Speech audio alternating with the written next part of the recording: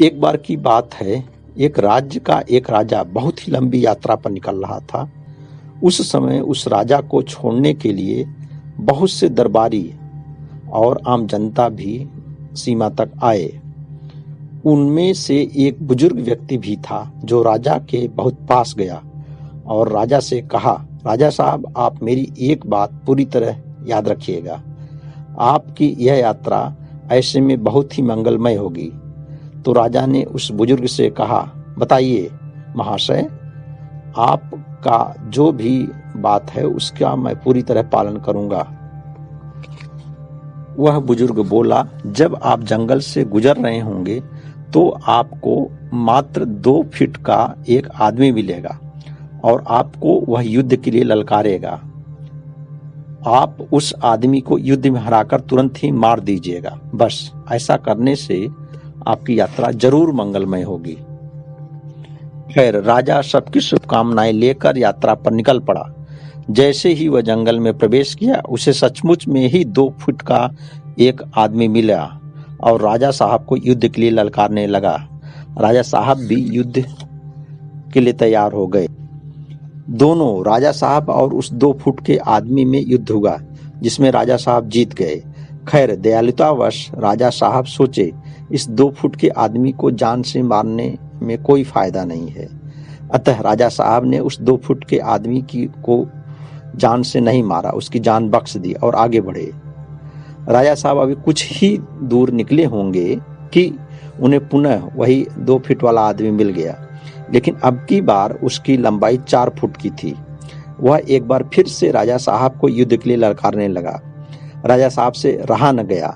एक बार फिर से राजा साहब ने उसे हराया, पर अपनी महानतावश, अपनी वीरता के कारण उसे एक बार फिर से जीवन दान दिया और आगे बढ़ गए।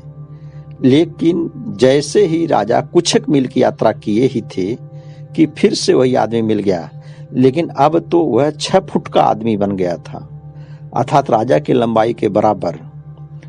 उस 6 फुटे आदमी ने फिर से राजा को युद्ध के लिए ललकारा। राजा साहब वीर पुरुष थे, वे अपने आप को रोक नहीं पाए। फिर से उन दोनों के बीच जबरदस्त मल्ल युद्ध हुआ। इस बार भी राजा साहब युद्ध जीते, लेकिन इस बार राजा साहब सही एवं निर्णायक निर्णय लेते हुए उसे जान से मार देना ही अच्छा समझा, क्योंकि अब राजा साहब इससे ज्यादा खतरा महसूस करने लगे थे और वे इस आदमी को जान से मार भी देते हैं। पर अब चूंकि वह पहले से कहीं ज्यादा खतरनाक हो चुका था, इसलिए वह मरते मरते भी राजा साहब के एक हाथ को तोड़ दिया।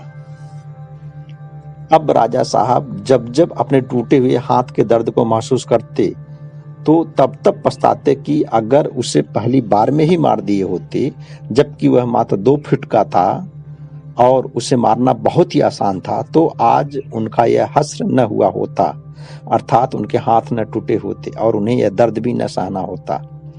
लेकिन अब राजा पछता रहा था, पर कर क्या सकता था। तो दोस्तों, राजा वीर एवं महान कब होते?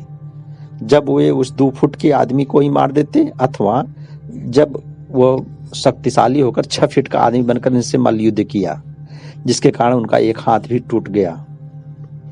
महानता तो इसमें थी कि समय के साथ ही उस समस्या को निपटा देते, उस बुजुर्ग आदमी की बात मानते हुए, लेकिन राजा साहब ने ऐसा नहीं किया, इसलिए उनको कष्ट झेलना पड़ा। खैर, इस कहानी से हमें यह सीख मिलती है कि हमारी महानता इसी में ही है कि जब परेशानी बहुत छोटी हो तभी उसे खत्म कर देनी चाहिए, नहीं तो जब वह अपना विकराल रूप धारण कर लेती है तो उसे खत्म करना बहुत ही मुश्किल होता है, और अगर हम उसे खत्म भी कर दे पाते हैं तो भी वह हमारी कुछ न कुछ हानि जरूर कर देती है, जिससे हमारी परेशानियां और बढ़ जाती है। अतः समस्याओं को समय से ही निपटाना ज्यादा अच्छा है। धन्यवाद दोस्तों।